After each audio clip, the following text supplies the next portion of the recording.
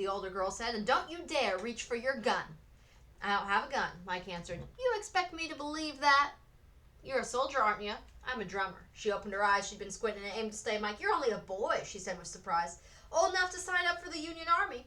I don't care how old you are, the girl said calmly as she leveled the rifle again. If you don't let go of Miss Toosie, I'm going to shoot you.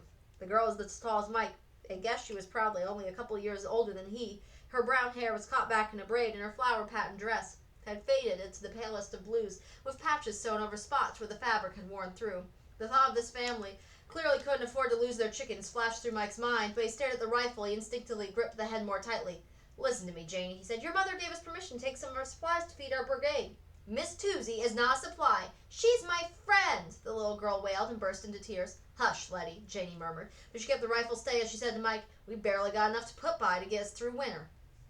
We've barely got enough to get us through the day, he countered. Not our fault. Not ours either. There's a long march ahead of us, and we have to be fed. But not with Miss Toosie. As Mike's initial fear began to subside, his curiosity took over. She might threaten him with the rifle, but surely she wouldn't kill him, would she? Your ma said your father's fighting with the Union, your brother's with the Rebs. You wouldn't want either of them to go hungry. For an instant, Janie's face twisted in pain. That has nothing to do with you. Their companies have to forage food the same way mine does. He began to parrot what he'd been told. It takes a lot of food to feed an army. Men without food would be too weak to fight, and... Stop it, Janie shouted. She angrily slammed the butt of the rifle against the hard-packed floor of the barn. Mike ducked and winced, waiting for a blast. But nothing happened, and Janie mumbled, it wasn't loaded. Gave me a scare, Mike said. He couldn't help grinning, mostly from relief at not being shot.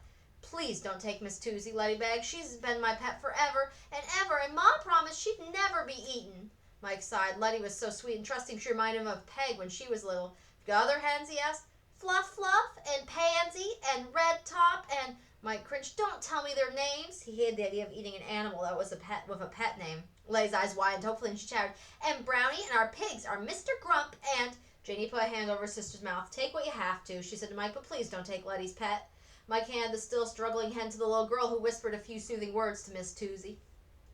Thank you, Janie said, turned to leave the barn. Mike called after him. Can you help me collect the other hens? Show me where they nest? The corner of Janie's mouth twisted. Help you? Not for anything in the world. You're going to have to perform your highway robbery by yourself. Mike knew how much his company needed the hens, but he took Janie's words to heart. There may be others who will come into your barn to look around, he told Letty. You'd better hide yourself and your hens someplace where they can't find you. Out in the oat field, Letty whispered. Don't tell me either, Mike cautioned. Without a word, Letty slipped out the narrow door in the back of the barn, and Mike set about his task. The detachments returned with a haul of potatoes, squash, turnips, chickens, and eggs, as well as jars of preserves, carrots, snap peas, and apple butter. Stored most of the food for future meals, the men prepared the perishable foods for a feast. They roasted plucked chickens on spits over the fire. They buried potatoes in the ashes for slow baking, tossed whole pale turnips and green patapan squash into bowls of boiling water. When the meal was ready, the soldiers ate hungrily, and Mike chewed his chicken with great difficulty. What if they're eating Brownie or Pansy or Red Top? He almost choked at the thought. Later at Tattoo, two of the volunteers in Captain Dawes' army, Amos Daly and Ezra McNabb, failed to answer roll call. Anyone know the whereabouts of either or both of these men? Sergeant Gridley asked. Ben Dolan stepped forward. They set off for home. Didn't know this march was going to be such an infernal long time. They'd have to get ready for harvest. Listen to me, men, Captain Dawes announced. Those of you who are volunteers must remember that you're not free to leave whenever you wish. Each of you signed on to serve for 90 days. That's a contract you made with President Lincoln and the government of the United States and the Union Army. You all understand? No one said a word, but after the men had been dismissed, Mike heard Ben mutter, Crops don't wait for no man, including the president himself. Can't say I blame Amos and Ezra one bit. Don't you take it to your head to run off, Harley told Ben. That'd make you a deserter, too. Deserter? That's a harsh word for a man whose wife took sick like Amos's did. You need a contract with the Army, Harley insisted. We need every man we can if we're going to beat those Confederates. Yeah, when that's going to be, Ben asked. We ain't seen the fighting so far. We just walk and walk, and my shoes are going to fall apart pretty soon. A few days later, Major Sturgis's battalion joined General Lyon's forces at Grand River. As the two Union forces had planned, Mike was eager to catch a glimpse of General Lyon. Harley, who'd known Nathaniel Lyon when they were both stationed at Fort Riley, Kansas, had described Lyon to Mike. General's known to be narrow-minded, with a temper that goes off like a rocket when things don't go the way he thinks he should. Take you don't like him, Mike said. Didn't say that, Harley countered. Man's honest with his dealings. Always truthful. He paused and added, still, his discipline's often more strict than need be. He's a hard taskmaster. Well, what is it? Mike asked. Do you like him or don't you? Harley's broad shoulders heaved into mighty shrugged. General Lyon's our commanding officer. Even though it's hard to find a man who likes him, not for me to speak my mind about him. Mike looked away so Harley couldn't catch his grin. The turns Harley went through to avoid saying he dislikes the man. But when Mike finally encountered the general, he didn't grin. Though the general wasn't exceptionally tall, his features were forbidding. Deep-set eyes, a long, narrow nose, dark, thick hair and beard. It wasn't only the general's appearance that was intimidating as he strode back and forth in front of the temporary headquarters and expounding in an angry voice that hurt Mike's ears. Mike was glad he wouldn't have any direct dealings with the man. I've requested over and over that I be sent more troops. I have at least half my strength and over 7,000 men, 3-month volunteers whose time will soon be up. Wasn't news to Mike. He'd heard as much from the same from Harley, but he perked up when General Lyon said, "My spies inform me that Confederate Generals Ben McCullough and N. Part Pierce are planning to bring their Arkansas troops to join General Sterling Price and his Missouri State Guard, and that'll mean massing at least 11,000 Confederate officers and soldiers just below Springfield. If they attack us and we're unable to repel them, we might lose Missouri." Mike choked down the lump that rose in his throat. Lose Missouri? That couldn't be. Without waiting for a reply from the officers, Lyon continued, his voice becoming more tense. "Our men have not been paid, and the condition of their uniforms is deplorable. They're badly off for clothing, and they want of shoes makes them unfit for marching." Michael remembered the uniforms of cheap wool shoddy with the crooked clothing supplier had sent to Fort Leavenworth. What had gone wrong for the Union Army had not enough men and not enough proper supplies. Soon word spread among the soldiers that Union General Sigel's regiment had been beaten in a skirmish at Carthage. Mike wasn't the only soldier who was disheartened by the news of a Confederate win and felt eager to even the score by supporting General Sigel's troops. But Sigel had retreated to Springfield, and General Lyon decided to join him there. Major Sturgis's battalion set up camp at Pond Springs, a few miles west of Springfield, to wait for further orders. Ben sighed loudly. "More walking." "Take it like a man," Harley told him. "You didn't hear the boys complaining, do you?" He winked at Mike, and Mike smiled and praised. And then after the struggle and the uncertainty, good news came at last. Arriving at Pond Springs on July 13th, the battalion learned of a Union victory at July 11th at the Battle of Rich Mountain in western Virginia. While cheers went up, Mike nearly burst of pride. Captain Taylor was in Virginia. He and his company had probably fought at Rich Mountain, and they had won. Soon Mike was sure he too would be involved in a Union victory. Those Confederates swarming in great numbers up from Arkansas into southern Missouri, they'd turn tail and they'd run back.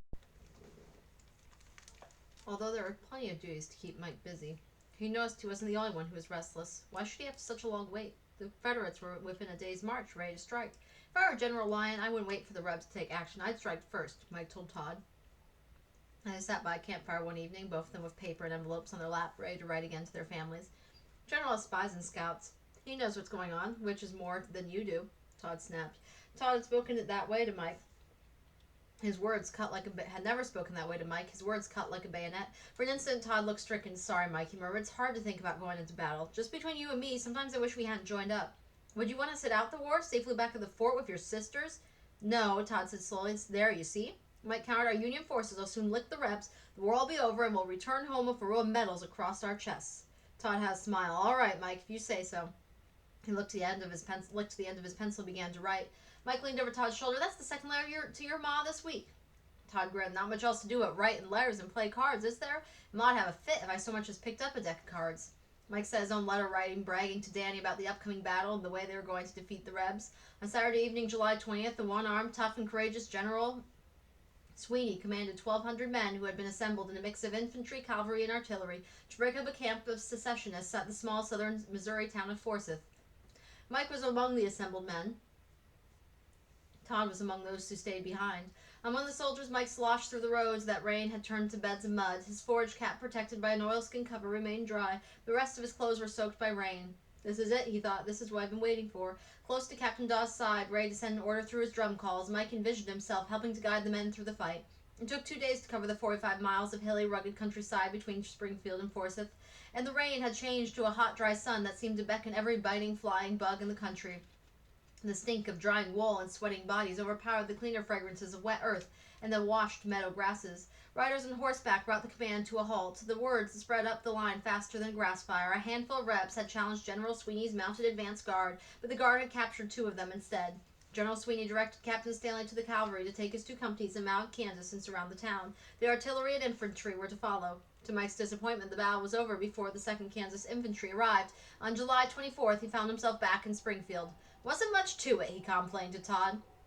"Only 150 state guards headquartered in the courthouse. They fired on the mounted troopers as they rode into town. When the troopers fired back, the Rebs fled to the hills, hiding in the trees and underbrush. The artillery flushed them out of the woods like a convoy of quail."